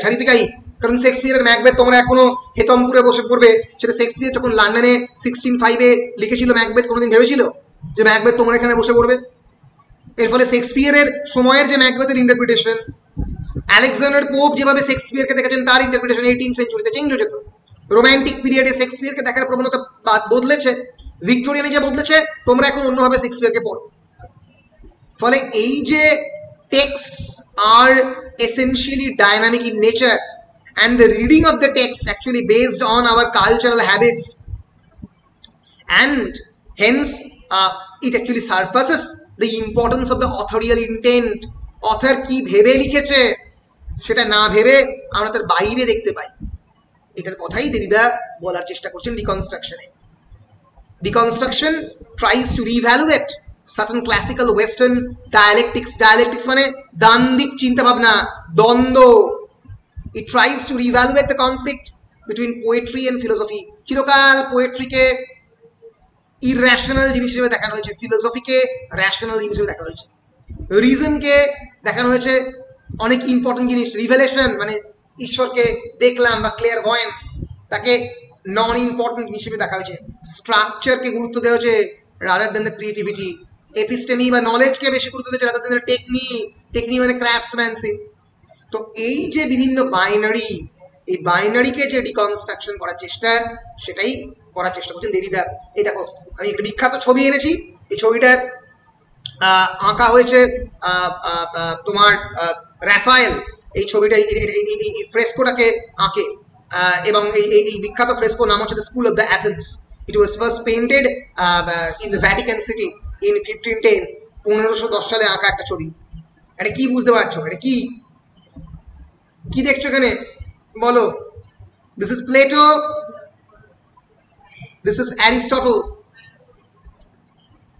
কি করছে দুজনে? কিছু মানে কথা বলছে. দেখো প্লেটোর হাতটা রয়েছে উপর দিকে আর অ্যারিস্টটলের তলায়. Plato is trying to convey, Plato throughout his whole life he talks about his concept of the form, ideal form. কোনো কাকি কাক নয়, কাকের ধারণাটা সত্য. কোনো টেবিল নয়, the idea of the table is truth. অর্থাৎ প্লেটো সবসময় আইডিয়াল ফর্মের কথা বলেন. প্লেটো বিশ্বাস করতেন যে we the human beings are not real. আমরা সত্যি নয়, আমাদের সত্যের কনসেপ্টটা এসছে হিউম্যান বিইং এর আদিম কনসেপ্ট যেটা আমরা ক্রিয়েট করেছি, সেই কনসেপ্ট থেকে একটা দুটো হাত, দুটো পা, একটা ব্রেন ওলা একটা রেশনাল হিউম্যান বিইং এর জন্ম.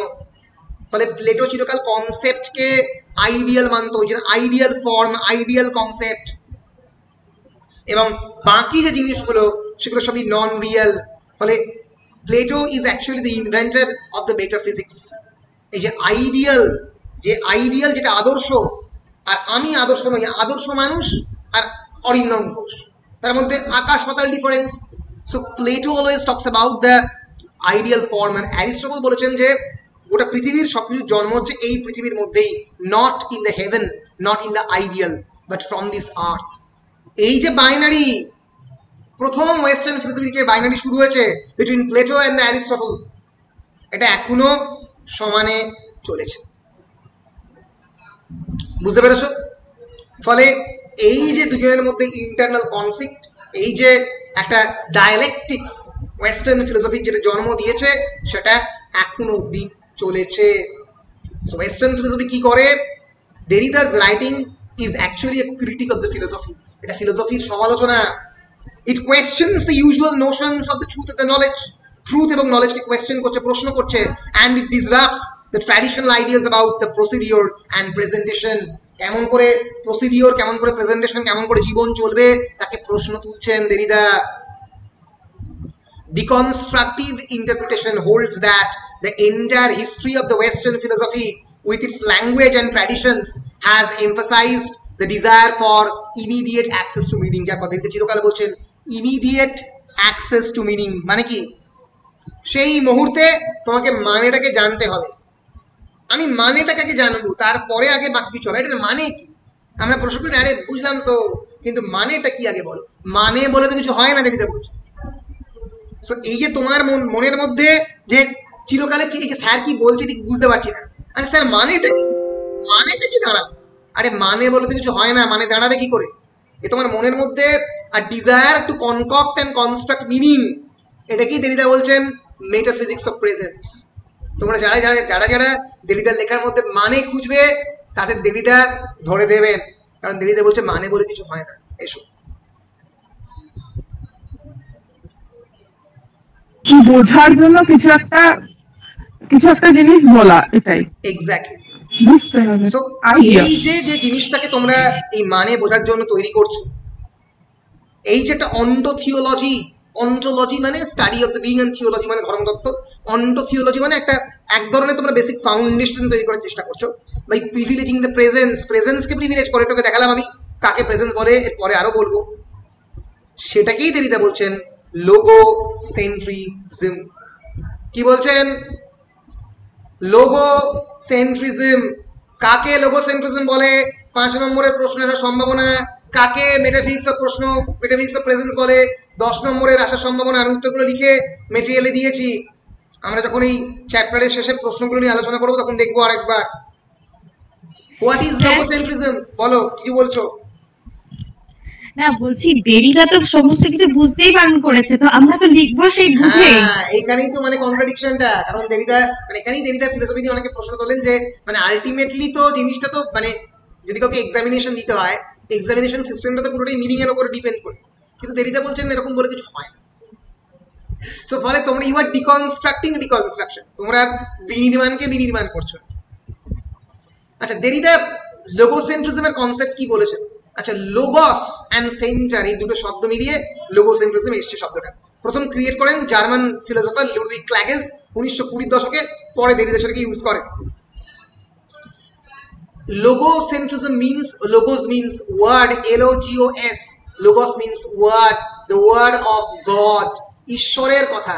এবার ঈশ্বর, humanity, being, essence, god, origin, এই যে গ্র্যান্ড ন্যারেটিভ গুলো যেগুলো নিয়ে তোমরা চিরকাল বেঁচে থাকো, আমাদের প্রত্যেক দিনের সমাজ বেঁচে থাকেন, সেইটার দিকে যখন সেন্টার করে একটা ফিলোসফি গড়ে ওঠে তাকে লোগোসেন্ট্রিজম। It basically refers to the tradition of the Western science and philosophy that regards words and language as the fundamental expression of an external reality. যেটা ওয়েস্টার্ন ফিলোসফি চিরকাল বিশ্বাস করে যে words and language are the fundamental giving the fundamental expression of the external reality. External reality K ওয়ার্ডরা represent করে, শব্দ দিয়ে represent করা যায়।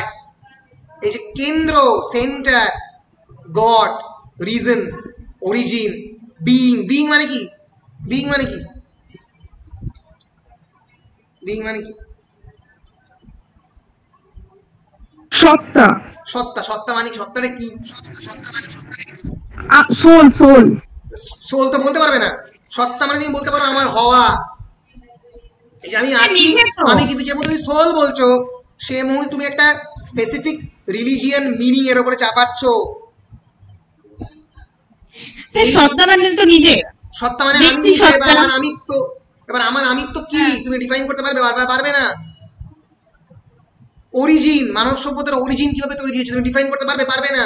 কিন্তু আমরা করি, আমরা প্রত্যেকদিন এই গ্র্যান্ড ন্যারেটিভ গুলো দিই। আমাদের হিন্দু মাইথোলজি ওয়াইজ আমাদের সৃষ্টি হয়েছে একটা জলের মধ্যে দিয়ে, আবার খ্রিস্টান মাইথোলজি অনুযায়ী 7 দিন 7 রাত ধরে god created this entire universe. ফলে আমাদের প্রত্যেকটার একটা অরিজিন মিথ রয়েছে। আমরা এসেন্সকে ডিফাইন করার চেষ্টা করি, হোয়াট ইজ এসেন্স, আবার এসেনশিয়াল কোয়ালিটি। আমাদের এসেনশিয়াল কোয়ালিটি কি আমরা জানি?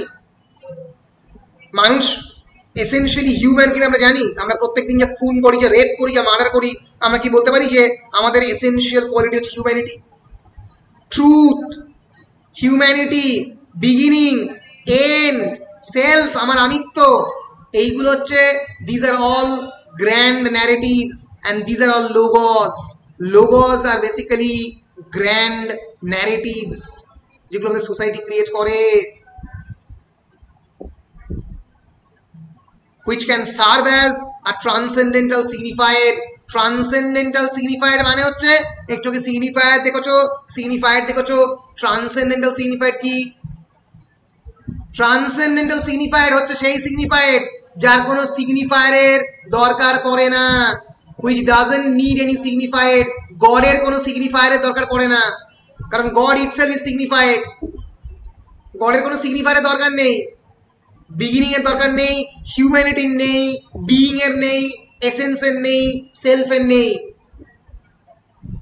কারণ এটাকে আমরা একটা গ্র্যান্ড ন্যারেটিভ সোসাইটির মধ্যে দিয়েছি, এগুলোকে চিরকাল প্রেফারেন্স দিয়েছি। দেরিদা এটাকে প্রশ্ন করছেন, ইন্টারোগেট করছেন এই লোগোসেন্ট্রিজমকে। দেরিদা বলছেন our entire society is driven by this logocentrism. We live in a logocentric world.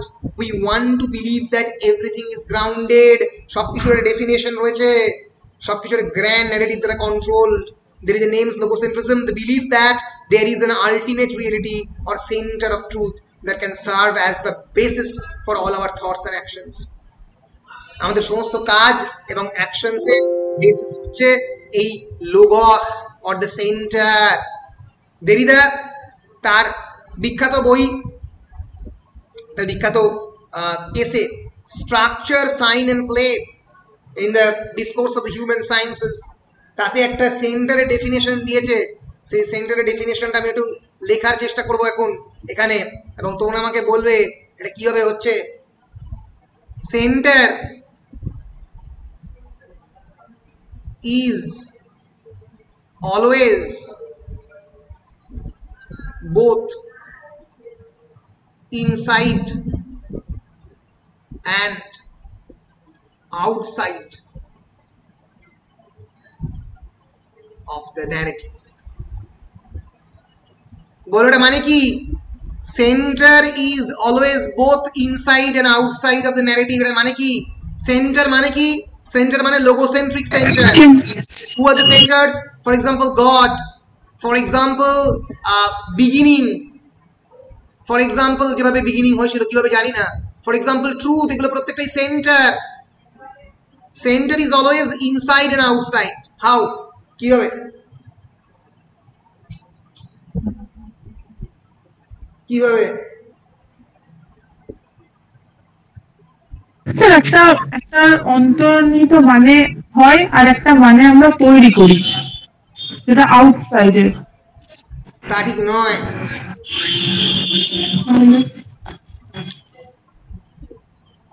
তুমি কি শতাব্দী is basically a human being, right? তাই তো? In the same way, Orpita is also a human being. Orpita, Shatabdi and all the students who are present in my class, they are human beings and they have to follow the daily routines of a human. তোমরা basically student, তোমাদের প্রত্যেক দিনের কাজ কি? পড়াশোনা করা। পড়াশোনার part হিসেবে তোমরা প্রত্যেক দিন লেখালেখি করো, পড়াশোনা করো, ডেলি অ্যাক্টিভিটি করো, খাও, শো, ঘুমাও, আবার জেগে ওঠো। তোমরা প্রত্যেক দিন তোমাদের এই যে ডেলি লাইফ, এখানে অনেকে ঈশ্বরে বিশ্বাস করো, অনেকে করে না, সেটা তাদের ব্যাপার। কিন্তু যারা করে তাদের একটা বড় অংশের জীবনে গডের একটা ইম্পর্টেন্ট রোল রয়েছে, আছে তো? ঠাকুর ঘর রয়েছে, ভগবানকে ডাকো। God is the center. God is always both inside and outside. Why it is inside? Because he or she always influences your daily life. At the same time, he is also outside. কারণটা কি? কারণ শতাব্দী বা অর্পিতার মতো ঈশ্বরকে প্রত্যেকদিন পড়াশোনা করতে হয় না, প্রত্যেকদিন পরীক্ষা দিতে হয় না, প্রত্যেকদিন উত্তর লিখতে হয় না। সেটা যে কোনো মানুষের ক্ষেত্রে প্রযোজ্য। আমাদের লাইফের একটা বড় অংশ জুড়ে রয়েছে god. God is the centre of our being. আমাদের থিওলজিক্যাল এক্সপ্রেশনস, আমাদের রিলিজিয়াস এক্সপ্রেশন, ধর্ম পৃথিবীতে কিছু শ্রেষ্ঠ সাহিত্য এবং কিছু শ্রেষ্ঠ আর্ট ওয়ার্ক তৈরি করেছে। ধর্ম ছাড়া ক্যাথলিসিজম হয় না, ধর্ম ছাড়া বিরাট বড় বড় গির্জা হয় না, ধর্ম ছাড়া ভ্যাটিকান সিটি হয় না, ধর্ম ছাড়া আমাদের তিরুপতি টেম্পল হয় না। কিন্তু তা সত্ত্বেও ধর্ম আমাদের প্রত্যেক দিনের জীবনে হানাহানি, মারপিট, ধর্ম ছাড়া গজল হয় না। ধর্ম আমরা কে সেটাও ইনফ্যাক্ট বলে দেয়। ধর্ম ইনফ্যাক্ট কি আমরা সেটাও বলে দেয়, কিন্তু অন্যদিকে আবার হিন্দু না মুসলিম সেটাও বলে দেয়। ভায়োলেন্ট অ্যাক্টিভিটির মধ্যে অ্যাবসলিউটলি ভায়োলেন্ট অ্যাক্টিভিটিতে আমাদের এনগেজ করায়। ফলে at the same time it is inside and outside. Derrida এইটাকেই, এই কনসেপ্টটাকেই, সেন্টারের কনসেপ্টটাকেই ডিকনস্ট্রাক্ট করার চেষ্টা করছেন। এর ফলে আরো যখন কমপ্লেক্স জায়গাতে আমি যাবো, গিয়ে দেরিতাকে শেষ করবো। দেরিতা বলছেন ইনসাইড এন্ড আউটসাইড কোনো কিছু হয় না, এটা আমরা ক্রিয়েট করি। ফর এক্সাম্পল ধরে যাক আমি কি, আমি টিচার অফ ইয়োর্স। আমি তো very much inside your academic system. আমি তোমাদের পড়াই, তোমাদেরকে টাস্ক দিই, তোমাদের পরীক্ষা নেওয়ার চেষ্টা করি, ছবি তো করি। কিন্তু at the same time I am the perpetual outsider. Why? Because আমাকে এক্সামিনেশন দিতে হয় না, আমাকে পরীক্ষায় বসতে হয় না, আমাকে তোমাদের মতো কোয়েশ্চেন মেমোরাইজ করতে হয় না। So a center concept is always both inside and outside. In fact, they said there is no inside and outside. They said that inside and outside concept আমরা তৈরি করেছি। বুঝতে পারছো? বুঝতে পারছি? লাস্টে কি বললেন বুঝলাম না। ইনসাইড এন্ড আউটসাইড এর কনসেপ্ট আমরা তৈরি করেছি, আমরা ক্রিয়েট করেছি। ইনসাইড এবং আউটসাইড এর মধ্যে ইনসাইড কে প্রেফারেন্স দেওয়া, আউটসাইড কে প্রেফারেন্স না দেওয়া, এটা ওই মেটাফিজিক্যাল রিয়েলিটি, এটা ওই মেটাফিজিক্যাল প্রেজেন্স। আমরা একটা বিশেষ জিনিসকে প্রেফারেন্স দিই, একটাকে দিই না। ধরতে পারছো? হ্যাঁ স্যার পাচ্ছি। এরপরে আরেকটু ডিফিকাল্ট হবে, হয় কি একদম পুরো হাতের বাইরে বেরিয়ে যাবে লাস্টে। তো যাই হোক, লোগোসেন্ট্রিজমে দেরিতে বলছেন the all the metaphysicians from Plato to the Rousseau to Descartes to Husserl. এবারে এইটা বোঝানো খুবই মুশকিল, কারণ তাহলে আমাকে প্রত্যেকটা ফিলোসফার ধরে ধরে বোঝাতে হবে, যেটা বুঝতে আমারই সময় লেগেছে প্রায় 3 থেকে 4 বছর। কারণ রুশো একটা বিরাট বড় ফিলোসফার, তাকে বুঝতে গেলে তোমাকে একটা এন্টায়ার লাইফকে ডিভোট করতে হবে। ফলে আমি এটাকে খানিকটা ছোট্ট করে বোঝাচ্ছি। দেকার্তে একটা বিরাট বড় ফিলোসফার, তাকে বুঝতে গেলে তোমাকে মানে পুরো দেকার্তে, এটাই সবচেয়ে বড় মুশকিল হচ্ছে। মানে দেরিদা প্রথম লেখা শুরু করেন 37 বছর বয়সে, যখন তিনি এন্টায়ার ওয়েস্টার্ন ফিলোসফি পড়ে ফেলেছেন। এবার তোমাদের পড়তে হচ্ছে দেরিদা, যাকে ওয়েস্টার্ন ফিলোসফি পুরো না পড়ে দেরিদা বোঝা প্রায় অসম্ভব, ইম্পসিবল টাস্ক। এবার তোমাদের পক্ষে তো entire history of the western philosophy বোঝা সম্ভবই নয়, মানে টাইম নেই ন্যাচারালি। তোমাকে বুঝতে গেলে আরো বড় হয়ে আমার মতো একটু পড়াশোনা করতে হবে প্রত্যেকটা ফিলোসফার আলাদা আলাদা করে। এবার এই যে মানে দেরিদা তোমাদের সিলেবাসে প্রেসক্রাইব, কিন্তু অন্যান্য ফিলোসফির বেসিক কনসেপ্ট নয়, এটাই সবচেয়ে বড় মুশকিলের ব্যাপার। মানে তোমাকে দেরিদাকে বোঝাতে হচ্ছে অন্যগুলো না পড়ি। এবার দেখো তোমাদের সিলেবাসের মধ্যে রয়েছে পোস্ট স্ট্রাকচারালিজম, তোমাদের সিলেবাসের মধ্যে স্ট্রাকচারালিজম আছে কি? নেই তো। কিন্তু যদি আমি তোমাদেরকে সিগনিফায়ার বা সিগনিফায়ার কাকে বলে না বোঝাতাম, তাহলে কি তোমরা দেরিতে পড়ে বুঝতে পারতে? পারতে না। এটাই হচ্ছে মুশকিল, মানে আগের কনসেপ্টগুলো না বুঝলে এইখানে আসতে পারবে না। তো যাই হোক, দেরিদা বলছেন,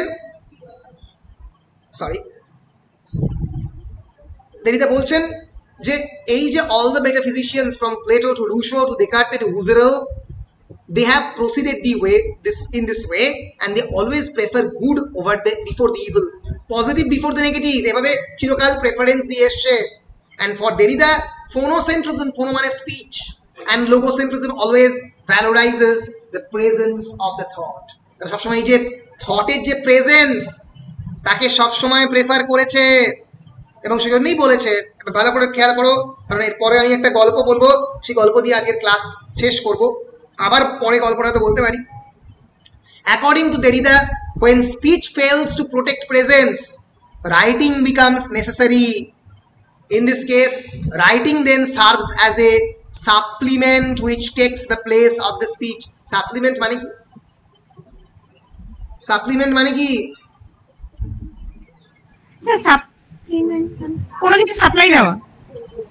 সাপ্লাই দেওয়া, সাপ্লিমেন্ট মানে হচ্ছে রিপ্লেসিং সামথিং, কোন একটা জিনিসকে অন্য কিছু রিপ্লেস করা। For example dietary supplement, for example protein powder কাকে সাপ্লিমেন্ট করে?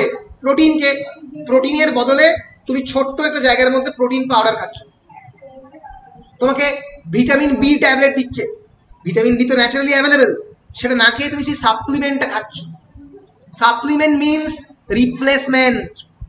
And in this way writing, আমরা দেরিতে বলছেন writing then serve as a supplement to the speech, thought কে যেন আমাদের স্পিচটাকে রিপ্রেজেন্ট করে, আমাদের চিন্তা ভাবনাকে, এবং writing is merely supplementary which text the place of the speech. Writing আসল প্রোটিন নয়, প্রোটিন পাউডার। রাইটিং আসল দুধ নয়, রাইটিং হচ্ছে ওই দুধের যে পাউডার পাওয়া যায় আমুলের অমূল্য, সেটা। এবার এটা কেন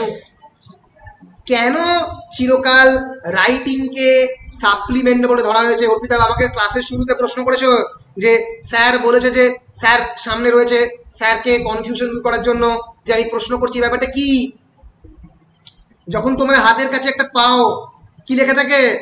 শ্রী রামকৃষ্ণ কথামৃত লেখা থাকে, শ্রী রামকৃষ্ণ লেখামৃত কেন থাকে না? কারণ চিরকাল রামকৃষ্ণ যে কথাটা বলেছে সেটা শ্রীম কথিত, শ্রীম সেটাকে লিখেছে। ফলে কথাকে সবসময় পিওর বলে ধরা হয়। শব্দই ব্রহ্ম, শব্দ হচ্ছে ভগবানের ডাইরেক্ট প্রকাশ, সরাসরি বিকাশ হচ্ছে ভগবানের শব্দের মধ্যে দিয়ে, লেখার মধ্যে দিয়ে নয়। লেখাকে মিস ইন্টারপ্রেট করা যায়, এটা তো Hindu civilisation. At the same time Christianity তো একই কথা বলছে, in the beginning was the word and the word was God and the word was god.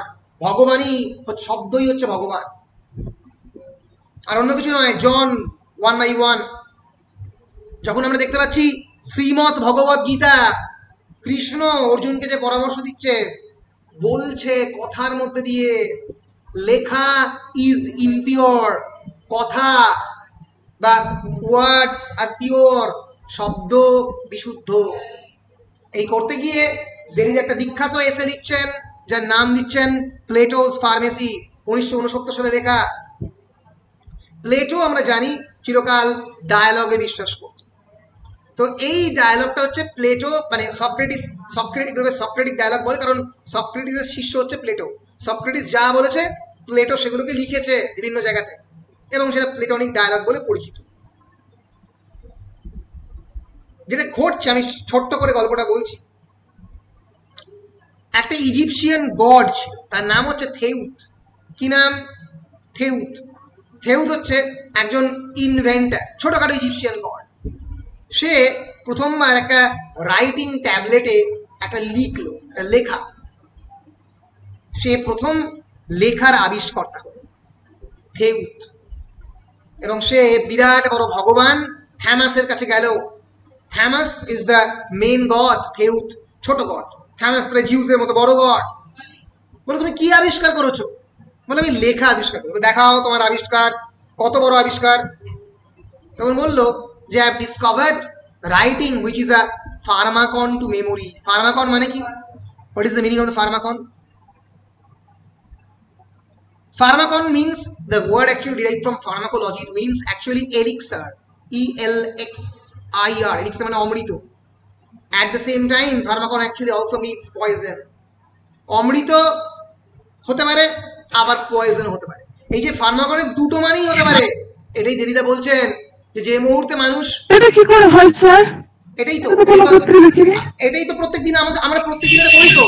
একটা জিনিসের দুটো শব্দ তোমরা জানো না, bank, river bank. Same way যেটা দিদিতে বারবার বলছেন, যে যার কথা এইটা কিন্তু দিদিতে বোঝানোর চেষ্টা করছেন। এই যে ফার্মাকন মানে রেমেডি হতে পারে, পয়জন হতে পারে। Hymen is the female organ, যেটা মানে হতে পারে ভার্জিনিটি। আবার ভার্জিনিটি কেউ যদি না হারিয়েও থাকে, অনেক সময় দেখা যায় বিভিন্ন ডান্স ফর্ম প্র্যাকটিস করলে একটা ওমেনের মধ্যে হাইমেন থাকে না। So the word hymen, pharmakon, they are undecidable thing, indeterminate thing. Tympan আমাদের কানের কাছে থাকে, পর্দায়, মানে কানের পর্দা। সেটা কানের ইনসাইডে আছে না আউটসাইডে আছে আমরা জানি না। এখন ডাক্তারও ডিটারমাইন করতে পারেনি। Tympanic membrane, suggestive of both the inside and the outside layer. So কি এই যে একটা মানের 10টা মানে হতে পারে, এইটা দিয়েই দেরিতে মানেটাকে ডিস্টেবিলাইজ করছে। দেরিতে এইটা দিয়েই ঢুকছে এবং ঢুকে বলছে এই জিনিসটা যেটা তোমরা প্রত্যেকদিন প্র্যাকটিস করছো, মানে ধরার চেষ্টা করছো, যেটা ভুল। এবং আমি গল্পটা শেষ করে আমি পরের দিন গল্পটা আবার বলবো, কারণ গল্পটা ডিটেলে বলতে হবে, আজকে জাস্ট বলে দিচ্ছি। Pharmakon at the main times mean elixir and poison. এবং সত্যি তো তাই, কারণ রাইটিং তো এলিক্সার হতে পারে, পয়জন হতে পারে। কেন? কারণ শতাব্দী যখন লিখছে, প্রত্যেক দিন লেখার মাধ্যমে কি হচ্ছে, আমি কোনো কিছু যাতে ভুলে না যাই লিখে নিচ্ছি। কিন্তু যদি খাতাটাই কোনোদিন হারিয়ে যায়, তাহলে তো আমি পুরো জিনিসটাই ভুলে যাবো, তাই তো নাকি? ফলে থেউতকে থ্যামাস বললো যে রাইটিং কিন্তু খুব খারাপ জিনিস হতে পারে, কারণ রাইটিং এর মাধ্যমে আমরা কিন্তু কথাকে ভুলে যেতে পারি। আমরা কিন্তু দুর্বল হয়ে যেতে পারে। ফলে এর মাধ্যমে তিনি রাইটিংকে রিজেক্ট করলেন, কারণ রাইটিং ইজ অলওয়েজ আনডিসাইডেবল। ফার্মাকন শব্দটাই আনডিসাইডেবল। তো এই মিথটা দিয়ে দেখিদা প্রথমবার ওয়েস্টার্ন ফিলোসফিকে এনকাউন্টার করছেন। এটা অনেকগুলো ভেতরে মানে আছে, এরপরে আমি সেটা দেখাবার চেষ্টা করবো। এর পরের দিনের ক্লাসে আমরা দেরিতে শেষ করবো। আজকের জন্য এতটুকুই যথেষ্ট। লোগোসেন এটাই গল্প, গল্পটা এখনো পুরোটা বলিনি। গল্পের অনেকগুলো টুইস্ট এবং টার্ন আছে, ঠিক আছে? গল্পটা ভালো গল্প বলবেন। এত কি বলছো? কি বলছো? বলছি একটা ভালো গল্প একটু বলুন। এত মানে এটা এটা জটিল গল্প, এটা খুবই জটিল গল্প, এবং আমরা দেখবো যে থেউদ এবং থ্যামাসের মধ্যে রিলেশনশিপটা কি সান এবং ফাদারের, এবং son is basically derive from the father and writing is derive from the speech. এই যে স্পিচকে সবসময় ডেরিভেশন হিসেবে দেখা হয় রাইটিং এর, এটাই দেরিদা বলবেন দিস ইজ লোগোসেন্ট্রিক থট। এই সাপ্লিমেন্টের যে কনসেপ্ট, ডায়েটারি সাপ্লিমেন্ট আর অরিজিনাল সাপ্লিমেন্ট, সেরকমভাবে ফাদার এবং সানকে প্রত্যেকে আলাদা আলাদাভাবে, মানে ফাদার থেকে যেন সান ডিরাইভড হয়েছে, ফলে এই আরো ব্যাপারটা জটিল জায়গায় যাবে, গিয়ে ব্যাপারটা শেষ হবে। তো পরের দিনের ক্লাসে আমি বেশ কয়েকটা important concept, the concept of the erasure, the concept of the supplement, Derridean supplement, যেটা এটা আরো ইলাবোরেট করবো, অ্যান্ড মেটাফিক্স খানিকটা বলবো, এই যে ট্রুথের কনসেপ্ট নিয়ে একটু বলবো, বলে অ্যাম্বিভ্যালেন্স এবং ডিফারেন্স কাকে বলে সেটা বলবো, বলে মোটামুটি শেষ করবো। এবং আর কি রাইটিং এর কনসেপ্ট, এটা খুব, আর আবার ট্রেসও আছে, এইগুলো 5 নম্বর কিন্তু পড়তে পারে, সেগুলো বলে শেষ করবো আমরা। Derrida is difficult. Derrida is very, very difficult. It takes almost a lifetime to understand Derrida. Okay, সারা জীবন লাগে দেরিদাকে বুঝতে, ফুকোকে বুঝতে সারা জীবন লাগে। তোমরা সেটা একটা ক্লাসের মধ্যে বোঝার চেষ্টা করছো, ফলে এটা আমার পক্ষে বোঝানো খুব মুশকিল।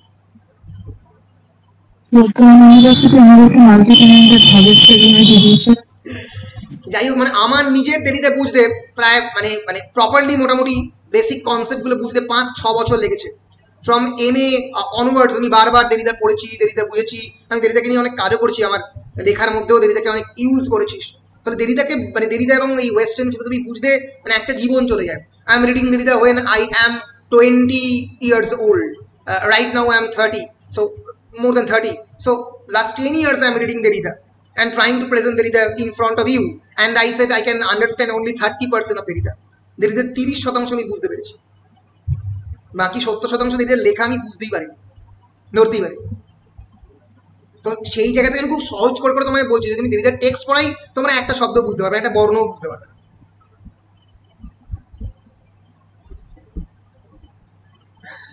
বুঝতে পারছো? ভাষা হারিয়ে বুঝতে পারছি না, বুঝতেই পারছি না কিভাবে রিয়াক্ট করবো।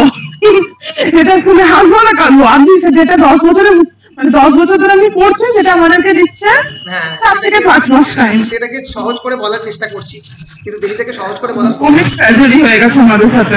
হ্যাঁ, তো যাই হোক, তো আমার দিদি ব্যাঙ্গালোর থেকে এসছে, আমার দিদি পড়ছে দেরিদা গত 15 বছর ধরে, দিদির সঙ্গে কথা হচ্ছে 15 বেশি, ইনফ্যাক্ট মোর দ্যান 20 ইয়ার্স। আমার দিদি বলছিল মানে আমি দেরিদার মানে 40% বুঝতে পারি, ফলে Derrida is এটা আরো হাই ছিল sir. Yes, my eldest sister is teaching Derrida in Bangalore University for more than 50 years, and she is not able to understand Derrida yet now. Actually,